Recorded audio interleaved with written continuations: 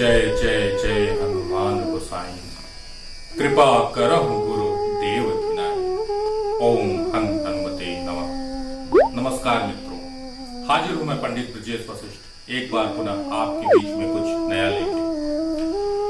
आज के इस एपिसोड में आपका मैं हार्दिक स्वागत करता हूं। मित्रों, जो विषय है वो रोग को लेके है। रोग हमारे जीवन में क्या प्रभाव लेके आता है ये रोगी ही समझ सकता है, या तो उसके परिवार वाले समझ सकते हैं। रोगी खुद परेशान रहता है और साथ साथ उसके चाहने वाले उसे देख के परेशान होते रहते हैं। रोग कई प्रकार के होते हैं। इन कई प्रकार के रोगों में कुछ रोग ऐसे होते हैं जो न तो रोगी को पता होते हैं कि हमें कौन सा रोग है। वो रोग से पीड़ित तो रहता है लेकिन उसे ये पता ही नहीं चल पाता कि हमें आखिर कौन सा रोग है। और जब वो डॉक्टर के पास जाता है दिखाने के लिए तो डॉक्टर भी ये कहता है भैया आपको कुछ हुआ ही नहीं है, और दवा लिख के दे देता है। रोगी डिस्टर्ब हो जाता है। वो ये नहीं समझ पाता कि यार मैं रोग से ग्रसित हूं, मुझे लग रहा है मेरे शरीर में ये व्याधि उत्पन्न हो रही है, ये व्याधि है, और मैं डॉक्टर के पास जाता हूं। डॉक्टर ये कहता है कि आपको रोग ही नहीं है। इस कंडीशन में उसकी मानसिक स्थिति क्या है, और उसके चाहने वालों और घर वाले कहते हैं यार तुम बेवजह फिजूल में तुम दिमाग के रोगी हो गए, तुम्हें मानसिक अशांति हो रही है, इस वजह से तुम परेशान हो। इसके साथ साथ कुछ ऐसे रोग जो थोड़े जटिल होते हैं, जो दिमाग से जुड़े होते हैं, जटिल होते हैं, रात को निद्रा ना आना, बड़बड़ाना, इन सब का संपूर्ण निदान लेके आया हूं। और ये मैं निदान जो आपको बताने जा रहा हूं ये ऐसे नहीं बता रहा हूं। मैंने जब भी इसको परखा है इसने मुझे पॉजिटिव रिजल्ट दिया है।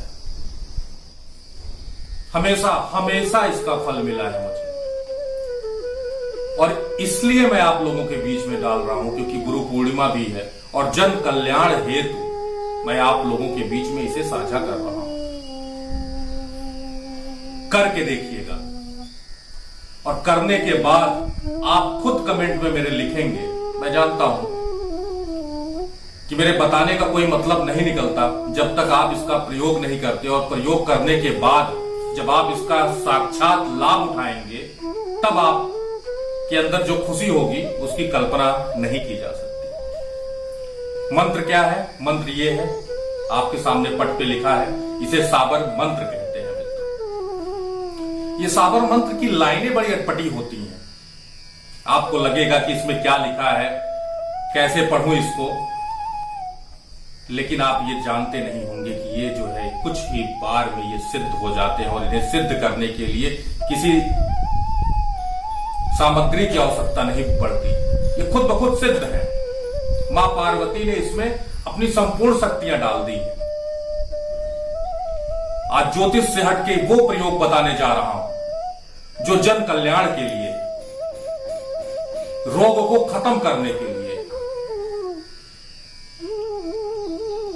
ये अटपटा सा दिखने वाला जो मंत्र है, इसकी पावर तभी आप समझेंगे जो प्रयोग बताने जा रहा हूं उसे करके देखिए। प्रयोग में क्या चाहिए आपको? चिरमी के दाने, जिसे गुंजा भी कहते हैं, आप देख सकते हैं यहां पे गुंजा के दाने। इसके 3 दाने ले लीजिए।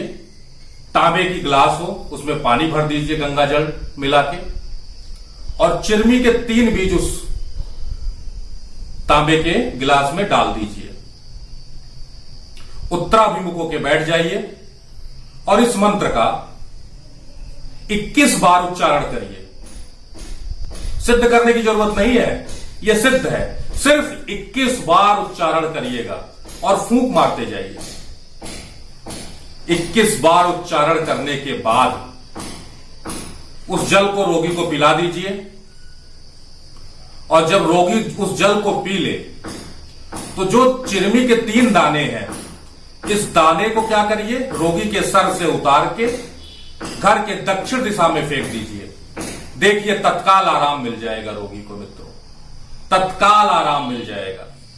और यही नहीं, मेरा खुद का अनुभव है, मैंने 100 लोगों पे आजमाया है। मेरे व्यूअर्स जो मुझसे बहुत पहले से जुड़े हैं, मैंने कईयों को नहीं बताया है, इनडायरेक्ट वे में मैंने सबको बताया, और कई लोगों से मैंने ये कार्य करवाया है।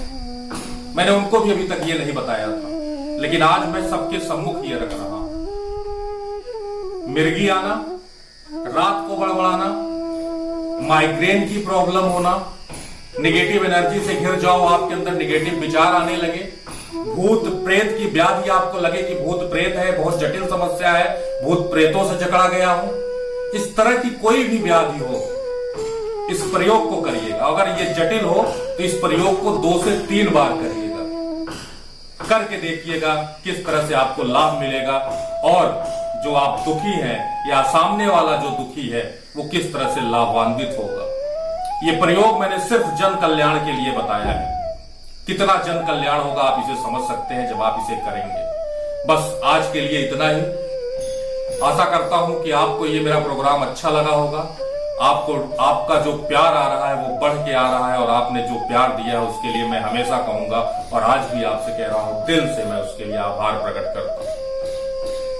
अच्छा लगता है लाइक करिए, सब्सक्राइब करिए, शेयर करिए, जिससे ज्यादा से ज्यादा लोगों के बीच में ये जो मैंने शोध किया है वो पहुंचे। बस यही कामना है। इसी के साथ ओम नमः शिवाय, हर हर महादेव।